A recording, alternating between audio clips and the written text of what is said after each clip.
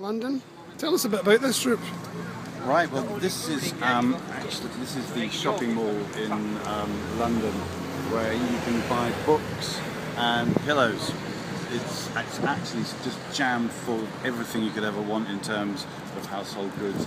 And that statue there, that is Queen Victoria, and that's her car, which they've kept in really quite good condition. I mean, Skodas last forever. She was in fact the very first Skoda driver, the Skoda Victoria. So that's been kept in posterity, but she did actually quite like riding, so they put a horse next to it, which is a nice touch, I thought. And over here? Over here, that's Battersea Power Station, and that's Mr. Battersea just there in his raincoat. He's the man that invented electricity. So he's remembered sitting on a kind of, well, a few bricks and steps. So you sort of walk up to him because, you know, they wanted to give it an air of kind of importance. So rather than just lying him down on the pavement, they decided to put it up on something. That's the only bit of the Berlin Wall left, which is there, which they shipped over and coloured it in with like very dark crayon to make it look sort of old and sort of a bit of London, but in fact that is a bit of the Berlin Wall. Yeah. And over here we've got some people who tend to come to London and kind of walk across roads because it sort of makes the place look busy. And up here in these towers? These towers, those are quite expensive flats for people with, with a quite, a reasonable amount of money. The people that you see walking along here haven't really got that kind of money. That's why they walk past. If they had the money, they'd be going in because they'd live there. Okay. And these people here? Those people here. Hi, now we're at the bridge over the River Thames, and what we have behind us is the clock. It's the clock in London. It was built so that people could meet under it because people really hadn't got a central place to meet up, so they'd say, I'll meet you under the clock. So it was built as a meeting place for people. I believe it's actually going to be going digital in maybe a year's time because obviously people now have digital watches rather than normal watches, so just to keep up and to not confuse people, it will be going digital.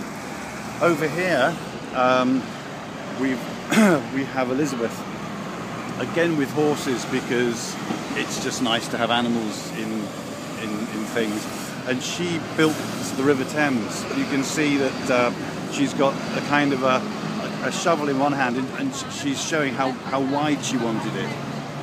So she was saying, I want it this big. And of course she's looking right out over what she created, and I think you'll agree it's probably about the width that she imagined. It's a wee bit bigger to me, but well, yeah, still. but because of congestion in London, they decided that it needed to be a little bit wider. So I think about a year or so ago, they dug it out a bit, made it a little wider. So maybe it's not exactly as she imagined. And there we have the London Nose, which is an astounding thing, really, considering. And how fast is that when it's going and when it's moving? It goes really fast. In fact, it's a funny sort of optical illusion because it's going so fast it looks like it's standing still.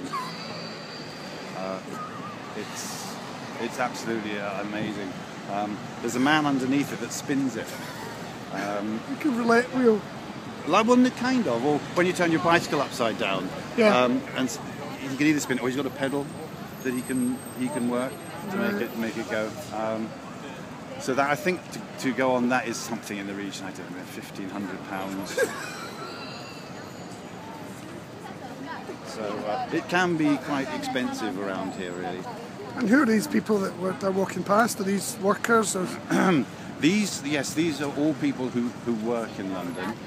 Most of them work as domestics for the people in the flats. But because it's so hot, most people are out of the house. So yeah, they're just enjoying the sunshine and doing sort of gymnastics and things. So yes, it's quite busy. It's quite busy. Anyway, we'll move on. Sorry, as an update with the lady that built the Thames, her friend Belinda is immortalised forever because she didn't think it was a good idea, and she actually thought she was actually a little bit mad to attempt it, considering that she only had a spade, but it didn't deter her. So she's immortalised. You can see a little quizzical look on her face.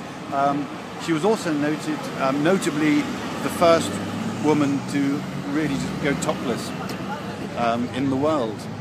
So that's another reason she's immortalised. And it didn't really catch on for another, I don't know, couple of years. It took a wee while for people to sort of get into that topless sort of thing. As you can see, the lady that built the Thames wasn't really interested in it, although she did like wearing crowns. Yeah, I'm glad we've cleared that up. That's good. Thanks very much.